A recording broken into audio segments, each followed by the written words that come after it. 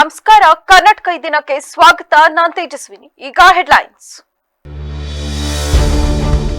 ಮಲೆ ಮಹದೇಶ್ವರ ಬೆಟ್ಟದಲ್ಲಿ ಚಿರತೆಯ ಅಟ್ಟಹಾಸ. ಚಿರತೆ ದಾಳಿಗೆ 10 ವರ್ಷದ ಬಾಲಕ ಸಾವು. ಭಕ್ತರ ಸುರಕ್ಷತೆಗೆ ಭರವಸೆ ನೀಡಿದ ಶಾಸಕ ಮಂಜುನಾಥ್. ಕೊಪ್ಪಳ ಜಿಲ್ಲೆಯಲ್ಲಿ ಹೇಮರೆಡ್ಡಿ ಮಲ್ಲಮ್ಮ ಜಯಂತಿ ಆಚರಣೆ. ಮಲ್ಲಮ್ಮನವರ ಜೀವನ ಚರಿತ್ರೆ ಸಮಾಜಕ್ಕೆ ಆದರ್ಶ. ಕವಿ ಬಸವರಾಜ್ ಪಿನ್ನಾಳ ಅಭಿಮತ.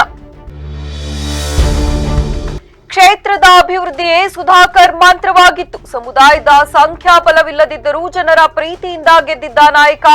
ಸಚಿವ ಡಿ ಸುಧಾಕರ್ ಅಗಲಿಕೆಗೆ ಡಿಸಿಎಂ ಕಂಬನಿ.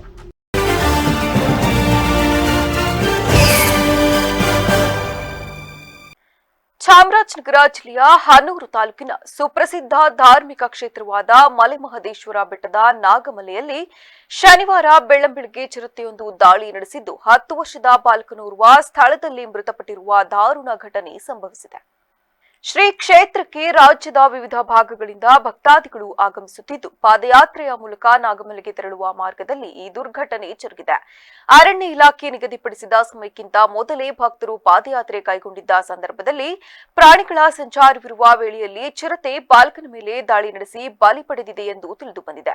ದುರ್ಘಟನೆಯ ಬಗ್ಗೆ ತೀವ್ರ ವಿಷಾದ ವ್ಯಕ್ತಪಡಿಸಿರುವ ಹನೂರು ಶಾಸಕ ಎಂಆರ್ ಮಂಜುನಾಥ್, ನಾಗಮಲೆಗೆ ತೆರಳುವ ಭಕ್ತಾದಿಗಳ ಸುರಕ್ಷತೆಗಾಗಿ ವಿಶೇಷ ಸಿಬ್ಬಂದಿಗಳನ್ನು ನೇಮಕ ಮಾಡುವ ಬಗ್ಗೆ ಸರ್ಕಾರದ ಗಮನಕ್ಕೆ ತರಲಾಗುವುದು. ಸಚಿವರು ಮತ್ತು ಇಲಾಖೆಯ ಹಿರಿಯ ಅಧಿಕಾರಿಗಳೊಂದಿಗೆ ಚರ್ಚಿಸಿ ಸೂಕ್ತ ವ್ಯವಸ್ಥೆ ಕಲ್ಪಿಸಲಾಗುವುದು. ಕಾಡು ಪ್ರಾಣಿಗಳು ಸಂಚರಿಸುವ ಮುಂಜಾನೆ 3 ರಿಂದ 6 ಗಂಟೆಯ ಅವಧಿಯಲ್ಲಿ ಭಕ್ತಾದಿಗಳು ಯಾರೂ ಪಾದಯಾತ್ರೆ ಮಾಡಬಾರದು. ಅರಣ್ಯ ಇಲಾಖೆಯ ಅಧಿಕಾರಿಗಳು ನಿಗದಿಪಡಿಸಿರುವ ಸಮಯವನ್ನು ಕಟ್ಟುನಿಟ್ಟಾಗಿ ಪಾಲಿಸುವಂತೆ ಮನವಿ ಮಾಡಿದ್ದಾರೆ. ನಾವು ಒಂದು ಮನವಿ ಮಾಡೋದಿಷ್ಟೇ, ಬೆಳಗಿನ ಜಾವ ಪ್ರಾಣಿಗಳ ಒಂದು ಸಂಚರಣೆ 4 ಗಂಟೆಯಿಂದ ಬಹುಶಃ 6 ಗಂಟೆ ಅಥವಾ 3 ಗಂಟೆಯಿಂದ 6 ಗಂಟೆ ತನಕ ಹೆಚ್ಚು ಅದು ತಿರುಗಾಡ್ತಕ್ಕಂಥದ್ದು ಬಹುಶಃ ಎಲ್ಲ ಅಧಿಕಾರಿಗಳು, ಮೇಲಿನ ಅಧಿಕಾರಿಗಳಿರ್ಬೋದು, ಎಲ್ಲರಿಗೂ ವಿಷಯ ತಿಳಿದಿರುವಂಥದ್ದು. ಬಟ್ ಇದನ್ನು ನಾವು ಆ ಸಮಯನ ಬಿಟ್ಟು ಉಳಿದ ಸಮಯದಲ್ಲಿ ನಾವು ಹೋಗಿ ಬರಲಿಕ್ಕೆ ಯಾವ ರೀತಿಯಾದ ಒಂದು ಪ್ಲ್ಯಾನ್ ಆಗಿ ಮತ್ತು ಗಾರ್ಡ್ ಜೊತೆ ಒಂದು ಪ್ರೊಟೆಕ್ಷನ್ ಮಾಡ್ಕೊಂಡು ಹೋಗೋದು ಇದು ಸೂಕ್ತ. പക്ഷേ ಈ ಘಟನೆ ಖಂಡಿತವಾಗ್ಲೂ ನಡಿಬಾರ್ದಿತ್ತು, ನಡೆದಿದೆ. ಅದಕ್ಕೆ ಮುನ್ನೆಚ್ಚರಿಕೆ ಕ್ರಮವಾಗಿ ಮುಂದಿನ ದಿನಗಳಲ್ಲಿ ಒಟ್ಟಾರೆ ಸರ್ಕಾರಕ್ಕೆ ಮತ್ತು ಸಚಿವರನ್ನ ನಾವು ಮನವಿ ಮಾಡಿ ಒಂದು ಸಭೆ ಮಾಡಿ ಯಾವ ರೀತಿ ಏನು ಇವತ್ತು ಬಂದಂಥ ಭಕ್ತರಿಗೆ ಸುರಕ್ಷತೆ ಮತ್ತು ಅವರ ಒಂದು ಪಾರದರ್ಶಕವಾಗಿ ಅವ್ರನ್ನ ಸುರಕ್ಷಿತವಾಗಿ ಅವ್ರನ್ನ ಕರ್ಕೊಂಡು ಹೋಗೋದಕ್ಕೆ ಏನೆಲ್ಲ ಮಾಡಬೇಕು ಅದಂಥ ಒಂದು. ಕೊಪ್ಪಳ ಜಿಲ್ಲೆಯ ವಿವಿಧ ಗ್ರಾಮಗಳು ಹಾಗೂ ಸರ್ಕಾರಿ ಕಚೇರಿಗಳಲ್ಲಿ ಭಾನುವಾರ ಶಿವಶರಣೆ ಹೇಮರೆಡ್ಡಿ ಮಲ್ಲಮ್ಮ ಅವರ ಜಯಂತಿ ಕಾರ್ಯಕ್ರಮವನ್ನು ಅತ್ಯಂತ ಸಡಗರ ಸಂಭ್ರಮದಿಂದ ತಾಲೂಕಿನ ಮಂಡಲಗಿರಿಯಲ್ಲಿ ಆಯೋಜಿಸಲಾಗಿದ್ದ ಜಯಂತ್ಯೋತ್ಸವ ಕಾರ್ಯಕ್ರಮದಲ್ಲಿ ಪಾಲ್ಗೊಂಡು ಮಾತನಾಡಿದ ಕವಿ ಬಸವರಾಜ್ ಪಿನ್ನಾಳ ಅವರು, ಹೇಮರೆಡ್ಡಿ ಮಲ್ಲಮ್ಮನವರ ಜೀವನ ಚರಿತ್ರೆ ಇಂದಿನ ಸಮಾಜಕ್ಕೆ ಆದರ್ಶಪ್ರಾಯವಾಗಿದೆ ಎಂದು ತಿಳಿಸಿದರು. ಭಕ್ತಿ ಮತ್ತು ಸಾತ್ವಿಕ ಶಕ್ತಿಯ ಮೂಲಕ ಇಡೀ ಮನುಕುಲದ ಒಳಿತಿಗಾಗಿ ಪ್ರಾರ್ಥಿಸಿದ ಮಹಾನ್ ತಾಯಿ ಇವರು. ತಮ್ಮ ಪವಾಡ ಸದೃಶ ವ್ಯಕ್ತಿತ್ವದಿಂದ ರೋಗಿಯನ್ನು ಯೋಗಿಯನ್ನಾಗಿ ಪರಿವರ್ತಿಸಿದ ಕೀರ್ತಿ ಅವರಿಗೆ ಸಲ್ಲುತ್ತದೆ. ಅವರ ಬದುಕು ಮತ್ತು ಅವರು ತೋರಿದ ಮಾರ್ಗವನ್ನು ಪ್ರತಿಯೊಬ್ಬರೂ ತಮ್ಮ ಜೀವನದಲ್ಲಿ ಅಳವಡಿಸಿಕೊಳ್ಳಬೇಕೆಂದು ತಿಳಿಸಿದರು. ಶ್ರೀ ಶರಣೆ ಹೇಮರೆಡ್ಡಿ ಮಲ್ಲಮ್ಮನ 604ನೇ ಜಯಂತ್ಯೋತ್ಸವವನ್ನು ಆಚರಿಸಿದರು. ಆಚರಣೆ ಪ್ರಯುಕ್ತ ಎಲ್ಲ ಬಂಧು ಬಳಗದವರಿಗೆ ಮತ್ತು ಸಮಾಜದ ವರ್ಗಕ್ಕೆ ಎಲ್ಲರಿಗೂ ಶುಭಾಶಯಗಳನ್ನ ಹೇಳಲಿಕ್ಕೆ ಸಂತೋಷವಾಗುತ್ತದೆ. ಈ ಒಂದು ಸಾಧು ಸಂತರು, ಶರಣರು, ಶರಣೆಯರು ಈ ದೇಶದಲ್ಲಿ ಹುಟ್ಟಿ ಹಲವಾರು ಆದರ್ಶ ವಿಷಯಗಳನ್ನು ನಮಗೆ ಬಿಟ್ಟು ಹೋಗಿದ್ದಾರೆ. ಆ ದಿಸೆಯಲ್ಲಿ ನಾವು ನಡ್ಕೊಂಡಾಗ ಮಾತ್ರ ಸಮಾಜದಲ್ಲಿ ಒಂದು ಸ್ನೇಹ ಮತ್ತು ಸೌಹಾರ್ದತೆ ವಾತಾವರಣ ಉಂಟಾಗಿ ನಮ್ಮ ಮುಂದಿನ ಪೀಳಿಗೆಯೂ ಕೂಡ ಯಾವುದೇ ಒಂದು ದೇಶಮಯ ವಾತಾವರಣ ಇಲ್ಲದೇ ಬದುಕನ್ನು ಸಾಗಿಸಲಿಕ್ಕೆ ಅನುಕೂಲ ಆಗುತ್ತೆ ಅನ್ನೋ ಒಂದು ದೃಷ್ಟಿಯಿಂದ ನಾವು ಬರೀ ಒಂದು ಆಚರಣೆ ಆಗಬಹುದು, ಆಚರಣೆಗೆ ಮಾತ್ರ ಸೀಮಿತ ಆಗಬಾರ್ದು, ಇದರಲ್ಲಿ ಅನುಕರಣೆ ಆಗಬೇಕು. ಅವರು ಏನೋ ಒಂದು ಹಾಕಿಕೊಟ್ಟ ಸಾಮಾಜಿಕ ಮಾರ್ಗಗಳನ್ನು ಶಿವಶರಣೆ ಹೇಮರೆಡ್ಡಿ ಮಲ್ಲಮ್ಮನವರ 604ನೇ ಜಯಂತ್ಯೋತ್ಸವ ಕಾರ್ಯಕ್ರಮವನ್ನು ಮಂಡಲಗಿರಿ ಗ್ರಾಮದ ಹೇಮರೆಡ್ಡಿ ಮಲ್ಲಮ್ಮ ಸದ್ಭಕ್ತ ಮಂಡಳಿ ಹಾಗೂ ಇಡೀ ಗ್ರಾಮಸ್ಥರು ಸೇರಿ ಅತ್ಯಂತ ವಿಜೃಂಭಣೆಯಿಂದ ಆಚರಿಸಲಾಗುತ್ತದೆ. ಹೇಮರೆಡ್ಡಿ ಮಲ್ಲಮ್ಮನವರು ಅತ್ಯಂತ ತಪಸ್ವಿನಿ, ಶಿವಶರಣೆಯಾಗಿದ್ದರು. ಅದೇ ರೀತಿ ಈ ಸಂದರ್ಭದಲ್ಲಿ ಹೇಮರೆಡ್ಡಿ ಮಲ್ಲಮ್ಮ ಕ್ಷೇಮಾಭಿವೃದ್ಧಿ ಸಂಘದ ಅಧ್ಯಕ್ಷರಾದ ಶಂಕರಗೌಡ ತೋಟಗಂಟಿ, ಪ್ರಕಾಶ್ ಗೌಡ ಹೊರಪೇಟೆ, ಶಿವರೆಡ್ಡಿ ಮಾದಿನೂರ, ಸುರೇಶ್ ಮಾದಿನೂರ ಸೇರಿದಂತೆ ಇತರರು ಉಪಸ್ಥಿತರಿದ್ದರು. ಕಾಂಗ್ರೆಸ್ ಪಕ್ಷದ ನಾಯಕರು ಹಾಗೂ ಸಚಿವರಾದ ಡಿ ಸುಧಾಕರ್ ಅವರ ನಿಧನಕ್ಕೆ ಡಿಸಿಎಂ ಡಿಕೆ ಶಿವಕುಮಾರ್ ಅವರು ಸಂತಾಪ ಸೂಚಿಸಿದ್ದಾರೆ. ಪ್ರತಿ ಕ್ಷಣವೂ ಕ್ಷೇತ್ರದ ಅಭಿವೃದ್ಧಿ ಕುರಿತು ಆಲೋಚನೆ, ಜನಸೇವೆ ಸೇರಿದಂತೆ ಅತ್ಯಂತ ಕ್ರಿಯಾಶೀಲ ಸಹೋದ್ಯೋಗಿಯಾಗಿದ್ದ ಸಚಿವ ಡಿ ಸುಧಾಕರ್ ಅವರ ನಿಧನ ಅತ್ಯಂತ ನೋವಿನ ಸಂಗತಿ. ಅವರು ತಮ್ಮನ್ನು ಭೇಟಿ ಮಾಡಲು ಬಂದಾಗಲೆಲ್ಲ ಕ್ಷೇತ್ರದ ಒಂದಿಲ್ಲೊಂದು ಅಭಿವೃದ್ಧಿ ಕೆಲಸದ ಮನವಿ ಜೊತೆಗೆ ಬರುತ್ತಿದ್ರು. ತಮಗೆ ಆಪ್ತರೂ ಆಗಿದ್ದ ಸುಧಾಕರ್ ಅಗಲಿಕೆಗೆ ಬಹಳ ನೋವು ತಂದಿದೆ ಎಂದು ಡಿಸಿಎಂ ಅವರು ತಿಳಿಸಿದ್ದಾರೆ. ಡಿಸಿಸಿ ಬ್ಯಾಂಕ್ ಅಧ್ಯಕ್ಷರಾಗುವ ಮೂಲಕ ಸಹಕಾರಿ ಸಂಸ್ಥೆಯಿಂದ ರಾಜಕೀಯ ಆರಂಭಿಸಿದ ಸುಧಾಕರ್ ಅವರು ಸರ್ವ ಸಮುದಾಯಗಳು ಮೆಚ್ಚುವ ನಾಯಕರಾಗಿದ್ದರು. ಸಮುದಾಯದ ಸಂಖ್ಯಾಬಲ ಇಲ್ಲದಿದ್ದರೂ 4 ಬಾರಿ ಶಾಸಕರಾಗಿದ್ದು ಕ್ಷೇತ್ರದ ಜನ ಇವರ ಮೇಲೆ ಇರಿಸಿದ್ದ ಪ್ರೀತಿ, ವಿಶ್ವಾಸ, ನಂಬಿಕೆಗೆ ಸಾಕ್ಷಿ. ಇದೇ ಸುಧಾಕರ್ ಅವರ ಹೆಗ್ಗಳಿಕೆಗೆ ಆಗಿತ್ತು. ಭದ್ರಾ ಮೇಲ್ದಂಡೆ ಯೋಜನೆ ಸೇರಿದಂತೆ ತಮ್ಮ ಕ್ಷೇತ್ರದ ನೀರಾವರಿ ಯೋಜನೆಗಳ ಕುರಿತು ನನ್ನ ಬಳಿ ಸದಾ ಚರ್ಚೆ ನಡೆಸುತ್ತಿದ್ದರು. ಕೊಡುಗೈ ದಾನಿಯಾಗಿ ಬಡವರ ಬಂಧು ಎಂದೇ ಜನರ ನಡುವೆ ಪ್ರಸಿದ್ಧಿ ಪಡೆದಿದ್ದವರು. ಕಾಲನ ಕರೆಗೆ ಹೋಗೊಟ್ಟು ನಮ್ಮನ್ನು ಅಪಾರ ಅಭಿಮಾನಿಗಳನ್ನು ಅಗಲಿ ಹೋಗಿರುವ ಅವರ ಆತ್ಮಕ್ಕೆ ಚಿರಶಾಂತಿ ದೊರಕಲಿ. ಅವರ ಕುಟುಂಬ ವರ್ಗ ಹಾಗೂ ಲಕ್ಷಾಂತರ ಕಾರ್ಯಕರ್ತರಿಗೆ ಅವರ ಅಗಲಿಕೆಯ ದುಃಖ ಭರಿಸುವ ಶಕ್ತಿಯನ್ನು ಆ ಭಗವಂತ ನೀಡಲಿ ಎಂದು ಪ್ರಾರ್ಥಿಸುತ್ತೇನೆಂದು ತಿಳಿಸಿದ್ದಾರೆ. ಎಲೆಕ್ಟ್ರಾನಿಕ್ ಸಿಟಿ ಕೆಜಿ ಹಾಸ್ಪಿಟಲ್ಗೆ, ಎಸಿ ಹಾಸ್ಪಿಟಲ್ಗೆ ಶಿಫ್ಟ್ ಮಾಡಿ ಕೊನೆಗೆ ಇವತ್ತು ಬೆಳಗ್ಗೆ 3:15 ಅವರು ಕೊನೆ ಉಸಿರು ಹೇಳಿದ್ರು ಅಂಥೇಳಿ ಡಾಕ್ಟರು ಘೋಷಣೆ ಮಾಡಿದ್ದಾರೆ. ಅವರ ಕುಟುಂಬ ಜೊತೆ ಪ್ರತಿ ಗಂಟೆಯಲ್ಲೂ ಕೂಡ ನಾನು ಸಂಪರ್ಕದಲ್ಲಿದ್ದೆ. ಕೊನೆಗೆ ಇವತ್ತು ಅವ್ರನ್ನ ಹಿರಿಯೂರಿಗೆ ಈಗ ಪ್ರಯಾಣ ಬೆಳೆಸ್ತಾ ಇದ್ದಾರೆ. ಹಿರಿಯೂರಿಗೆ ಹೋಗಿ ಸಾಯಂಕಾಲದವರೆಗೂ ಅಲ್ಲೇ ಇದ್ದು ಅಲ್ಲಿಂದ ಚಳ್ಳಕೆರೆಗೆ ತೆಗೆದುಕೊಂಡು ಹೋಗುವಂಥ ವ್ಯವಸ್ಥೆ ಮಾಡಿದ್ದೇವೆ. ನಾನೀಗಾಗಲೇ ಜಿಲ್ಲಾಧಿಕಾರಿಗಳಿಗೆ ಮಾತಾಡಿದ್ದೇನೆ. ನಾಳೆ ಸಾಯಂಕಾಲ 3 ಗಂಟೆ ಮೇಲೆ ಅಂತಿಮ ನಮನವನ್ನು ಸಲ್ಲಿಸುವಂಥದ್ದು ಚಳ್ಳಕೆರೆಯಲ್ಲಿ ಇಟ್ಕೊಳ್ಳಲಾಗಿದೆ. ಜೈನ ಧಾರ್ಮಿಕ ವಿಧಿವಿಧಾನ ಪ್ರಕಾರ ಕೃಷಿ ಮತ್ತು ಹೈನುಗಾರಿಕೆ ಕ್ಷೇತ್ರದಲ್ಲಿ ಯುವಕರು ಆಧುನಿಕ ತಂತ್ರಜ್ಞಾನ ಮತ್ತು ವೈಜ್ಞಾನಿಕ ಪದ್ಧತಿಯನ್ನು ಅಳವಡಿಸಿಕೊಂಡರೆ ಕೃಷಿಯನ್ನು ಅತ್ಯಂತ ಲಾಭದಾಯಕ ಉದ್ಯಮವಾಗಿ ಪರಿವರ್ತಿಸಬಹುದೆಂದು ಕರ್ನಾಟಕ ರಾಜ್ಯೋತ್ಸವ ಪ್ರಶಸ್ತಿ ಪುರಸ್ಕೃತ ಪ್ರಗತಿಪರ ಕೃಷಿಕ ಡಾ ಎಂಸಿ ರಂಗಸ್ವಾಮಿ ತಿಳಿಸಿದರು. ತಾಲೂಕಿನ ಹಸಿರು ಪ್ಲಾಂಟೇಷನ್ ಆವರಣದಲ್ಲಿ ಶನಿವಾರ ಹಮ್ಮಿಕೊಂಡಿದ್ದ ರಾಜ್ಯಮಟ್ಟದ ಬೃಹತ್ ಕೃಷಿ ಮೇಳವನ್ನು ಉದ್ಘಾಟಿಸಿ ಮಾತನಾಡಿದ ಅವರು, ಯುವಕರು ಕೇವಲ ಕಾರ್ಪೊರೇಟ್ ಸಂಸ್ಥೆಗಳ ನೌಕರಿಗೆ ಅಂಟಿಕೊಳ್ಳದೆ ಕೃಷಿಯಲ್ಲಿ ವೃತ್ತಿ ಬದುಕು ಕಂಡುಕೊಳ್ಳಬೇಕು. ಇತ್ತೀಚಿನ ದಿನಗಳಲ್ಲಿ ಜನರು ಬೇಸಾಯಕ್ಕೆ ಮರಳುತ್ತಿರುವುದು ಆಶಾದಾಯಕ ಬೆಳವಣಿಗೆ ಎಂದು ರಂಗಸ್ವಾಮಿ ಹರ್ಷ ವ್ಯಕ್ತಪಡಿಸಿದರು. ಕೃಷಿಯಲ್ಲಿ ನಿಖರತೆ ಮತ್ತು ಹೆಚ್ಚಿನ ಇಳುವರಿಗಾಗಿ ಕೃತಕ ಬುದ್ಧಿಮತ್ತೆಯನ್ನು ಅಳವಡಿಸಿಕೊಳ್ಳುವುದು ಇಂದಿನ ತುರ್ತು ಅಗತ್ಯವಾಗಿದೆ ಎಂದು ತಿಳಿಸಿದರು. ಹಸಿರು ಆರ್ಗ್ಯಾನಿಕ್ಸ್ ಮತ್ತು ಅಗ್ರಿ ಟೂರಿಸಂ ಅನ್ನೋ ಸಂಸ್ಥೆ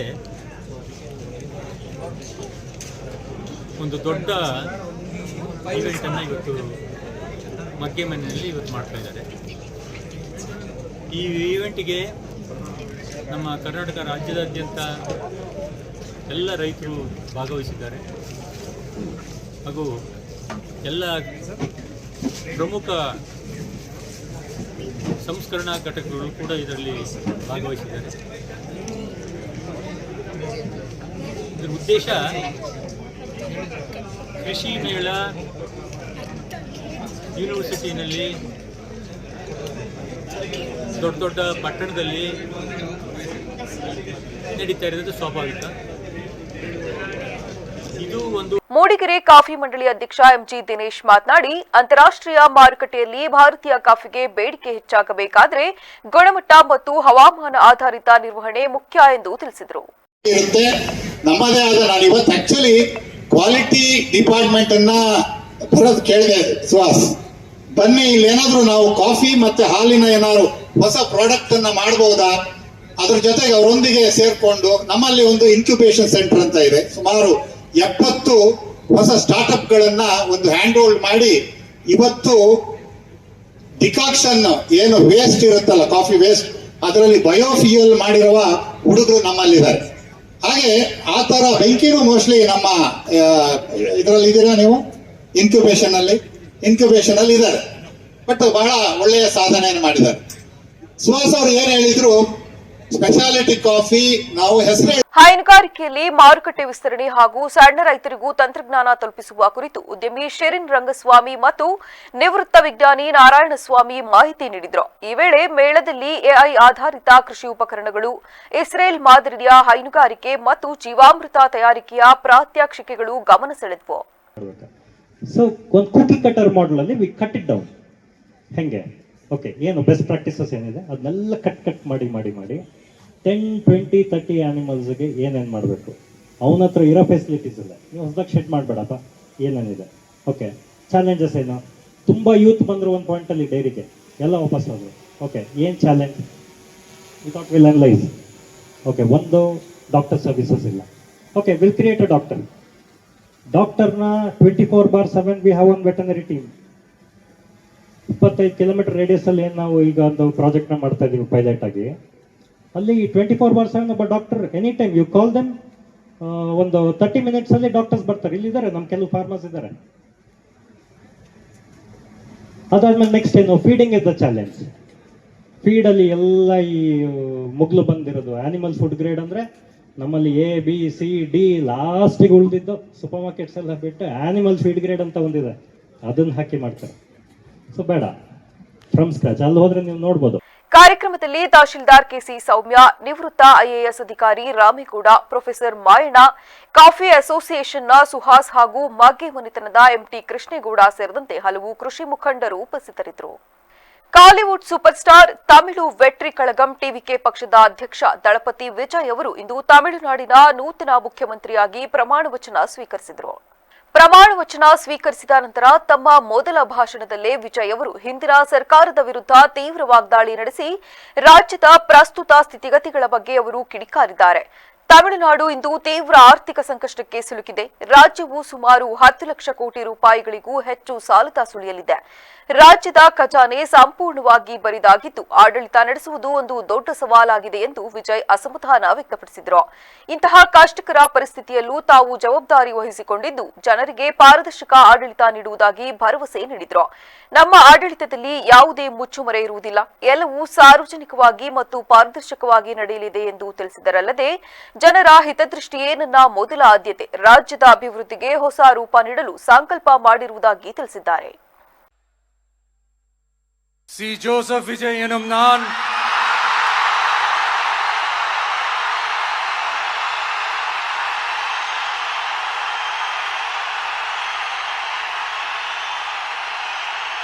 சட்டப்படி அமைக்கப்பெற்ற இந்திய அரசியல் அமைப்பின்பால் உண்மையான நம்பிக்கையும் மாறா பற்றும் கொண்டிருப்பேன் என்றும் இந்திய நாட்டின் ஒப்பில்லாத முழு முதல் ஆட்சியையும் ஒருமையையும் நிலை நிறுத்துவேன் என்றும் தமிழ்நாட்டு அரசின் முதலமைச்சராக உண்மையாகவும் உளச்சான்றின்படியும் என் கடமைகளை நிறைவேற்றுவேன் என்றும் அரசியல் அமைப்பிற்கும் சட்டத்திற்கும் இணங்க அச்சமும் ஒருதலை சார்பும் இன்றி விருப்பு வெறுப்பை விலக்கி பலதரப்பட்ட மக்கள் அனைவருக்கும் நேர்மையானதை செய்வேன் என்றும் ஆண்டவன் மீது ஆணையிட்டு உறுதிமொழிகிறேன்.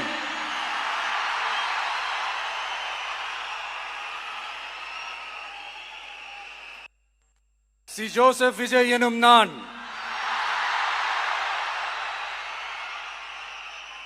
தமிழ்நாட்டு அரசின் முதலமைச்சர் என்ற முறையில் எனது கவனத்திற்குள்ளாவதும் தெரிய வருவதுமான எந்த பொருளையும் முதலமைச்சரின் கடமைகளை உரியவாறு நிறைவேற்ற தேவையான அளவுக்கன்றி ஒருவரிடமோ பலரிடமோ நேர்முகமாகவோ மறைமுகமாகவோ அறிவிக்கவோ வெளிப்படுத்தவோ மாட்டேன் என்று ஆண்டவன் மீது ஆணையிட்டு உறுதிமொழிகிறேன்.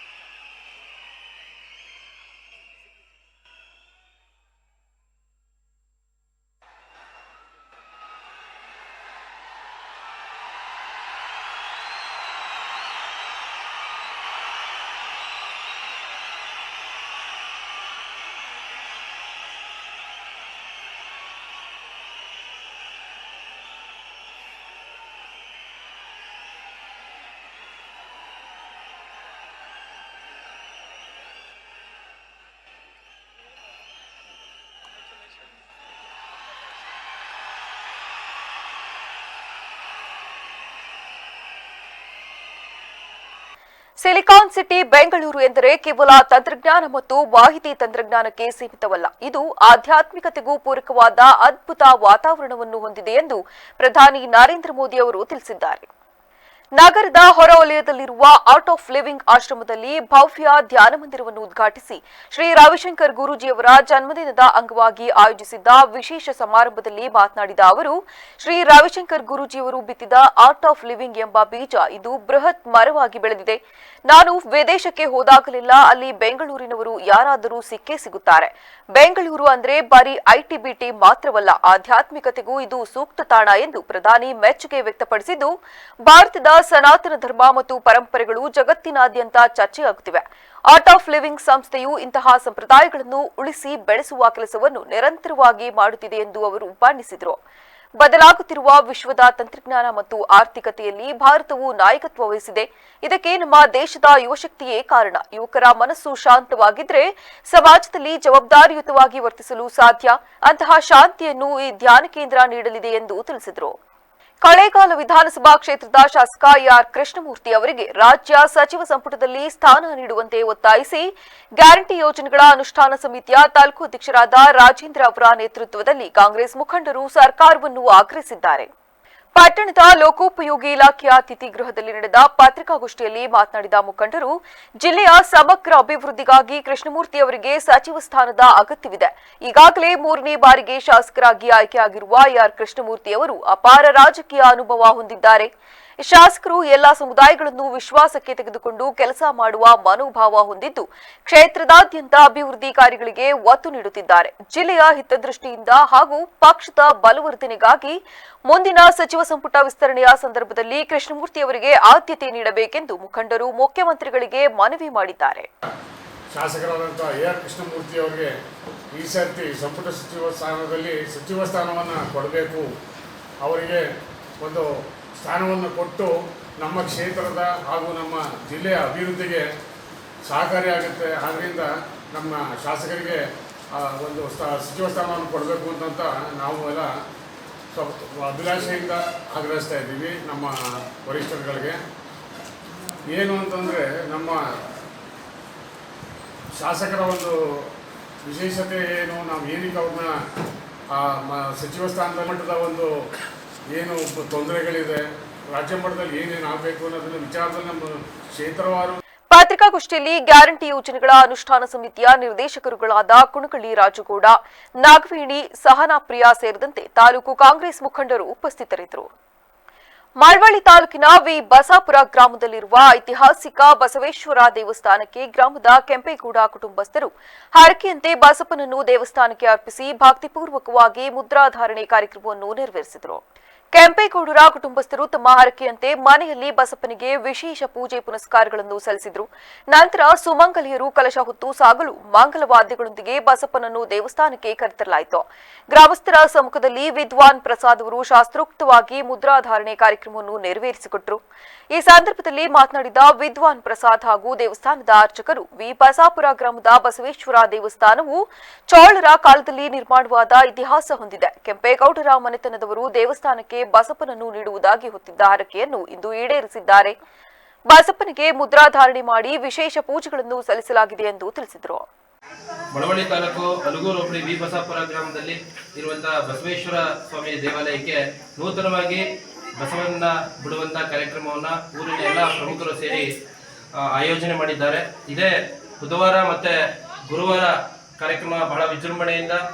ಗ್ರಾಮದ ಯುವ ಮುಖಂಡ ಆನಂದ್ ಮಾತನಾಡಿ, ಬಸಪ್ಪನನ್ನು ದೇವಸ್ಥಾನಕ್ಕೆ ಒಪ್ಪಿಸಿದ ನೆನಪಿಗಾಗಿ ಗ್ರಾಮದಲ್ಲಿ 2 ದಿನಗಳ ಕಾಲ ವಿಶೇಷ ಪೂಜಾ ಕಾರ್ಯಕ್ರಮಗಳನ್ನು ಹಮ್ಮಿಕೊಳ್ಳಲಾಗಿದೆ.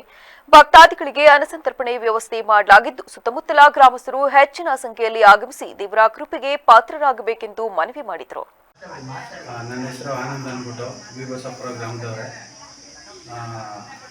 ನಮ್ಮೂರಿನಲ್ಲಿ ಹೊಸಪ್ಪನ ಬಿಡ್ತಾ ಇದ್ದೀವಿ. ಎಲ್ಲ ಊರಿನ ಜನಗಳ ಆಸೆ ಇತ್ತು. ಹಾಗಾಗಿ ಈ ಗುರುವಾರ ವಿಜೃಂಭಣೆಯಿಂದ ಬಸಪ್ಪನ ಬಿಟ್ಟು ಅನ್ನ ಸಂತರ್ಪಣೆ ಎಲ್ಲ ಚೆನ್ನಾಗಿ ನಡೆಯುತ್ತದೆ. ಭಕ್ತಾದಿಗಳು ಹೆಚ್ಚಿನ ಕಾರ್ಯಕ್ರಮದಲ್ಲಿ ಕೆಂಪೇಗೌಡ, ಪುಟ್ಟಸ್ವಾಮಿ, ನಾಗಣ್ಣ, ಕುಮಾರ್ ಸೇರಿದಂತೆ ಭಕ್ತಾದಿಗಳು ಪಾಲ್ಗೊಂಡಿದ್ದರು. ಕನ್ನಡ ಸಾಹಿತ್ಯ ಲೋಕದ ದಿಗ್ಗಜ ಕನ್ನಡದ ಕಟ್ಟಾಳು ಆನಾ ಕೃಷ್ಣರಾಯರ ಜನ್ಮದಿನದ ಅಂಗವಾಗಿ ಪಟ್ಟಣದ ವಿಶ್ವಚೇತನ ಜೈ ಭೀಮ್ ಚಾರಿಟಬಲ್ ಟ್ರಸ್ಟ್ ವತಿಯಿಂದ ಆನಾ ಕೃಷ್ಣರಾಯರ ಪ್ರತಿಮೆಗೆ ಮಾಲಾರ್ಪಣೆ ಮಾಡಲಾಯಿತು. ಈ ಸಂದರ್ಭದಲ್ಲಿ ಮಾತನಾಡಿದ ಟ್ರಸ್ಟ್ನ ಕಾರ್ಯದರ್ಶಿ ಮೋಹನ್ ಕುಮಾರ್, ಆನಾಕ್ರವರು ನಾಡು ಕಂಡ ಶ್ರೇಷ್ಠ ಸಾಹಿತಿ ಮಾತ್ರವಲ್ಲ, ಕನ್ನಡದ ಉಳಿವಿಗಾಗಿ ಹೋರಾಡಿದ ದಿಟ್ಟ ಸೇನಾನಿ. ಇಂತಹ ಮಹಾನ್ ಚೇತನವನ್ನು ಕನ್ನಡ ನಾಡಿಗೆ ನೀಡಿದ ಹಿರಿಮೆ ನಮ್ಮ ಅರಕಲಗೂಡು ತಾಲೂಕಿನದ್ದು. ಅವರ ಕೃತಿಗಳಲ್ಲಿನ ಸಾಮಾಜಿಕ ಸಂದೇಶಗಳು ಇಂದಿಗೂ ಪ್ರಸ್ತುತವಾಗಿದ್ದು ಅನೇಕರ ಜೀವನದಲ್ಲಿ ಬದಲಾವಣೆ ತಂದಿವೆ ಎಂದರು. ವಿಶ್ವಚೇತನ ಜೈ ಭೀಮ್ ಚಾರಿಟಬಲ್ ಟ್ರಸ್ಟ್ ವತಿಯಿಂದ ಅರಕಲಗೂಡಿನಲ್ಲಿ ಆನಾ ಕೃಷ್ಣರಾಯರ 118ನೇ ಜನ್ಮದಿನೋತ್ಸವವನ್ನು ಆಚರಿಸ್ತಾ ಇದ್ದೇವೆ. ಈ ಒಂದು ದಿನ ಸುಸಂದರ್ಭದಲ್ಲಿ ನಮ್ಮ ಅರಕಲಗೂಡಿಗೆ ಕೀರ್ತಿ ತಂದಂತಹ ನಮ್ಮ ರಾಜ್ಯಕ್ಕೆ ಕನ್ನಡದ ಸಾರ್ವಭೌಮ ಕಾದಂಬರಿಯ ಸಾರ್ವಭೌಮವಾಗಿರುವಂತಹ ನಮ್ಮ ಅರಕಲಗೂಡು ಕೃಷ್ಣರಾಯರು, ಕನ್ನಡಕ್ಕೆ ಅನೇಕ ಜನರಿದ್ದಾರೆ, ಕನ್ನಡ ಮಾತ್ರ ನನಗಿರೋದು ಒಂದೇ ಕನ್ನಡ ಅಂತ ಹೇಳಿದಂತಹ ಈ ಒಂದು ಮೇರು ವ್ಯಕ್ತಿ ನಮ್ಮ ಆನಾಕ್ರೂರವರು. ಆನಾ ಕೃಷ್ಣರಾಯರವರು 1908ರಲ್ಲಿ ಜನಿಸ್ತಾರೆ. ಕನ್ನಡದ ಸಾಹಿತ್ಯ ಲೋಕದಲ್ಲಿ ಅಪಾರವಾದ ಒಂದು ಹೆಸರನ್ನು ಪಡ್ತಾರೆ. ಕಾದಂಬರಿಗಳು, ಕಥೆಗಳು, ಕವನಗಳು ಅನೇಕ ಕನ್ನಡಕ್ಕಾಗಿ ಒಂದು ಜೀವನವನ್ನು ಮುಡುಪಾಗಿಡ್ತಾರೆ. ಇಂಥ ಒಂದು ಅನಾಕ್ರೂರ್ ನಾಡಿನಲ್ಲಿ ಅರಕಲಗೂಡಿನಲ್ಲಿ ನಾವು ಎಲ್ಲೇ ಬಂತು ಅಂದ್ರೆ ನಾವು ಎಲ್ಲಿದ್ದೀವಿ ಅಂತ ಹೇಳಿದ್ರೆ ಸರ್ಕಲ್ ಇದ್ದೀವಿ. ಯಾವ ಸರ್ಕಲ್ಪ್ಪ ಅಂತಂದ್ರೆ ಅನಾಕ್ರೂರ್ ಸರ್ಕಲ್ಲು ಅಂತ ಒಂದು ಹೆಸರನ್ನು ತಂದುಕೊಟ್ಟಂಥ ಅರಕಲಗೂಡಿನ ನರಸಿಂಹ ಕೃಷ್ಣರಾಯರು ಈ ದಿನದ ಒಂದು 118ನೇ ಜನ್ಮ ದಿನಾಚರಣೆಯನ್ನು ನಮ್ಮ ವಿಶ್ವಚೇತನ ಜೈ ಭೀಮ್ ಚಾರಿಟಬಲ್ ಟ್ರಸ್ಟ್ ವತಿಯಿಂದ ಆಚರಣೆ ಮಾಡ್ತಾ ಇದ್ದೇವೆ. ಅವರ ಒಂದು ಹೆಸರು ಅಜರಾಮರವಾಗಿರಲಿ, ಎಲ್ಲರಿಗೂ ಒಳ್ಳೆಯದು ಮಾಡಲಿ ಅಂತ ಹೇಳ್ತಾ ಮಾತು. ಕಾರ್ಯಕ್ರಮದಲ್ಲಿ ವಿಶ್ವಚೇತನ ಜೈ ಭೀಮ್ ಚಾರಿಟಬಲ್ ಟ್ರಸ್ಟ್ನ ಅಧ್ಯಕ್ಷ ಕಿರಣ್ ಎಸಿ, ನಿರ್ದೇಶಕರಾದ ಅಶೋಕ್ ಡಿಎಸ್, ರವಿಕುಮಾರ್ ಎ ಸೇರಿದಂತೆ ಇತರರು ಭಾಗವಹಿಸಿದರು. ಡಾಕ್ಟರ್ ಎಚ್.ಜೆ. ಲಕ್ಕಪ್ಪಗೌಡರು 65ಕ್ಕೂ ಹೆಚ್ಚು ಕೃತಿಗಳನ್ನು ರಚಿಸುವ ಮೂಲಕ ಸಾಹಿತ್ಯ ಕ್ಷೇತ್ರಕ್ಕೆ ಅತ್ಯಂತ ಅಮೂಲ್ಯವಾದ ಕೊಡುಗೆ ನೀಡಿದ್ದಾರೆಂದು ಹಿರಿಯ ಸಾಹಿತಿ ಗೊರೂರು ಅನಂತರಾಜು ಬಣ್ಣಿಸಿದರು. ಪಟ್ಟಣದಲ್ಲಿ ಶುಕ್ರವಾರ ಜಿಲ್ಲಾ ಮತ್ತು ತಾಲೂಕು ಬರಹಗಾರರ ಸಂಘ ಹಾಗೂ ದೊಡ್ಡಮಾದೇವಿ ಕಲಾ ಮತ್ತು ಸಾಂಸ್ಕೃತಿಕ ಸಂಘಗಳ ಸಹಯೋಗದಲ್ಲಿ ಆಯೋಜಿಸಲಾಗಿದ್ದ ಲಕ್ಕಪ್ಪಗೌಡರ ಬದುಕು ಮತ್ತು ಬರಹ ಕುರಿತ ವಿಶೇಷ ಉಪನ್ಯಾಸ ಕಾರ್ಯಕ್ರಮದಲ್ಲಿ ಮಾತನಾಡಿದ ಅವರು, ಹಂಪಾಪುರ ಗ್ರಾಮದ ಲಕ್ಕಪ್ಪಗೌಡರು ಪ್ರೌಢಶಾಲಾ ಶಿಕ್ಷಕರಾಗಿ ವೃತ್ತಿ ಆರಂಭಿಸಿ ನಂತರ ಹಂಪಿ ಕನ್ನಡ ವಿಶ್ವವಿದ್ಯಾಲಯದ ಕುಲಪತಿ ಹುದ್ದೆಯವರೆಗೆ ಇರಿದವರು. ಶ್ರೀ ರಾಮಾಯಣ ದರ್ಶನಂ ಒಂದು ವಿಮರ್ಶಾತ್ಮಕ ಅಧ್ಯಯನ ಮಹಾಪ್ರಬಂಧಕ್ಕೆ ಪಿಎಚ್ಡಿ ಪಡೆದ ಇವರು ಮೈಸೂರು ವಿಶ್ವವಿದ್ಯಾಲಯದಲ್ಲಿ ಕನ್ನಡ ಚಟುವಟಿಕೆಗಳ ಮೂಲಕ ಗುರುತಿಸಿಕೊಂಡಿದ್ದರು. ಕವಿತೆ, ಸಂಶೋಧನೆ, ಜೀವನ ಚರಿತ್ರೆ ಹಾಗೂ ನಾಟಕ ಸೇರಿದಂತೆ ಸಾಹಿತ್ಯದ ವಿವಿಧ ಪ್ರಕಾರಗಳಲ್ಲಿ ತೊಡಗಿಸಿಕೊಂಡಿದ್ದರು ಎಂದು ತಿಳಿಸಿದರು. ಮುನ್ನುಡಿಗಳನ್ನೇ ಒಂದು ಕೃತಿಗಳನ್ನ ಆಗಿ ನಮ್ಮ ಲಕ್ಕಪ್ಪಗೌಡರು ಕೂಡ ಅವ್ರು ಮಾಡಿದ್ರು. ಈಗ ಲಕ್ಕಪ್ಪಗೌಡರು ಕೂಡ ನಮ್ಮ ಈ ಜಿಲ್ಲೆಯವರು. ನಾನು ಮೊನ್ನೆ ರಂಗಗೀತೆ, ನಮ್ಮ ಹಾಸನ ಜಿಲ್ಲೆ ಮತ್ತೆ ಮೈಸೂರು ಭಾಗದಲ್ಲಿ ರಂಗಗೀತೆ ಇದೆಯಲ್ಲ, ಬಹಳ ರಂಗ ನಾಟಕಗಳು ಎಷ್ಟೇ ನಾವು ಸಾಮಾಜಿಕ ನಾಟಕಗಳು ಹಿಂದೆ ಸುಳಿತಾ ಕೂಡ ರಂಗ ಭೂಮಿ ಮತ್ತೆ ನಾಟಕಗಳು ಕೂಡ ಇವತ್ತು ಪುನಶ್ಚೇತನ ಕೊಟ್ಟು ಎಷ್ಟು 1 ಲಕ್ಷ ಆಗಿ 2 ಲಕ್ಷ ಆಗಿ ಆ ನಾಟಕಗಳು ನಡೀತಾ ಇದ್ದಾವೆ. ಹಳ್ಳಿಗಳು ಜಿಲ್ಲಾ ಬರಹಗಾರರ ಸಂಘದ ಅಧ್ಯಕ್ಷರಾದ ಡಿ ಸುಂದರೇಶ್ ಉಡುವಾರಿ ಅವರು ಮಾತನಾಡಿ, ಎಲೆಮರೆ ಕಾಯಿಯಂತಿರುವ ಪ್ರತಿಭೆಗಳನ್ನು ಗುರುತಿಸಿ ಸನ್ಮಾನಿಸುವುದು ನಮ್ಮ ಸಂಘದ ಗುರಿ. ಮುಂದಿನ ದಿನಗಳಲ್ಲಿ ಇನ್ನಷ್ಟು ಸಾಂಸ್ಕೃತಿಕ ಚಟುವಟಿಕೆಗಳನ್ನು ಹಮ್ಮಿಕೊಳ್ಳಲಾಗುವುದೆಂದು ತಿಳಿಸಿದರು. ಅವನ್ನ ಒಂದು ಸ್ಮರಿಸುವಂತ ಕೆಲಸವನ್ನು ನಾವು ಮಾಡಬೇಕು ಅಂತ ಹೇಳಿ ಅವರ ಹತ್ರ ಚರ್ಚೆ ಮಾಡಿ 2 ದಿವಸದಲ್ಲಿ ಕಾರ್ಯಕ್ರಮವನ್ನು ಆಯೋಜನೆ ಮಾಡಿದ್ರು. ನನಗೆ ಫೋನ್ ಮಾಡಿದ್ರು, ಸರ್ ನಿಮ್ಮ ಕಾರ್ಯಕ್ರಮ ಮಾತ್ರ 100 ಜನ ಸೇರ್ತಾರೆ, ಶಿಕ್ಷಕರ ನೌಕರ ಭವನದಲ್ಲಿ ಜಾಗ ಆಗುತ್ತಾ ಅಂತ. ಇಲ್ಲ ಸರ್, ನಾನು ಸರಳವಾಗಿ ಮಾಡ್ತಾ ಇದ್ದೀವಿ, 15 ಜನ ಆಗಲಿ 25 ಜನ ಆಗಲಿ ಇವತ್ತು ಈ ಕಾರ್ಯಕ್ರಮವನ್ನು ಮಾಡಬೇಕು ಅಂತ ಹೇಳಿ ನಾವು ನಿರ್ಧಾರ ಮಾಡಿದ್ದೀವಿ. ತಾವು ದಯಮಾಡಿ ಎಲ್ಲ ಕಾರ್ಯಕ್ರಮಕ್ಕೆ ಬನ್ನಿ ಸರ್ ಅಂತ ಕೇಳ್ತೀವಿ. ಆಗ ನಮ್ಮ ರಾಜೇಗೌಡರು ನಮ್ಮ ಈ ಸಂದರ್ಭದಲ್ಲಿ ಸಕಲೇಶಪುರದ ಕವಯಿತ್ರಿ ಎಸ್ ಲಲಿತಾ ಅವರ ಅಂಕುರ ಎಂಬ ಕೃತಿಯನ್ನು ಬಿಡುಗಡೆ ಮಾಡಲಾಯಿತು. ಕಾರ್ಯಕ್ರಮದಲ್ಲಿ ಸಾಹಿತಿಗಳಾದ ಎನ್ಎಲ್ ಚನ್ನೇಗೌಡ, ಕನ್ನಡ ಸಾಹಿತ್ಯ ಪರಿಷತ್ ಮಾಜಿ ಅಧ್ಯಕ್ಷರಾದ ವಿಷ್ಣು ಪ್ರಕಾಶ್, ಕದಂಬ ಸೇನೆಯ ಅಧ್ಯಕ್ಷ ರಾಜೇಗೌಡ, ಉದ್ಯಮಿ ಯೋಗೇಶ್ ಕಾರ್ಗಿಲ್ ಸೇರಿದಂತೆ ಇತರರು ಉಪಸ್ಥಿತರಿದ್ದರು. ಈಗ ಮತ್ತೊಮ್ಮೆ ಹೆಡ್ಲೈನ್ಸ್. ಮಲೆ ಮಹದೇಶ್ವರ ಬೆಟ್ಟದಲ್ಲಿ ಚಿರತೆಯ ಅಟ್ಟಹಾಸ, ಚಿರತೆ ದಾಳಿಗೆ 10 ವರ್ಷದ ಬಾಲಕ ಸಾವು, ಭಕ್ತರ ಸುರಕ್ಷತೆಗೆ ಭರವಸೆ ನೀಡಿದ ಶಾಸಕ ಮಂಜುನಾಥ್. ಕೊಪ್ಪಳ ಜಿಲ್ಲೆಯಲ್ಲಿ ಹೇಮರೆಡ್ಡಿ ಮಲ್ಲಮ್ಮ ಜಯಂತಿ ಆಚರಣೆ, ಮಲ್ಲಮ್ಮನವರ ಜೀವನ ಚರಿತ್ರೆ ಸಮಾಜಕ್ಕೆ ಆದರ್ಶ, ಕವಿ ಬಸವರಾಜ್ ಪಿನ್ನಾಳ ಅಭಿಮತ. ಕ್ಷೇತ್ರದ ಅಭಿವೃದ್ಧಿಯೇ ಸುಧಾಕರ್ ಮಂತ್ರವಾಗಿತ್ತು, ಸಮುದಾಯದ ಸಂಖ್ಯಾಬಲವಿಲ್ಲದಿದ್ದರೂ ಜನರ ಪ್ರೀತಿಯಿಂದ ಗೆದ್ದಿದ್ದ ನಾಯಕ, ಸಚಿವ ಡಿ ಸುಧಾಕರ್ ಅಗಲಿಕೆಗೆ ಡಿಸಿಎಂ ಕಂಬನಿ. ಕ್ಷಣ ಕ್ಷಣದ ಸುದ್ದಿಗಾಗಿ ನೋಡ್ತಾ ಇರಿ ವಿವಿಸಿ ಟಿವಿ, ಸತ್ಯದ ಕಡೆ ನಮ್ಮ ನಡೆ.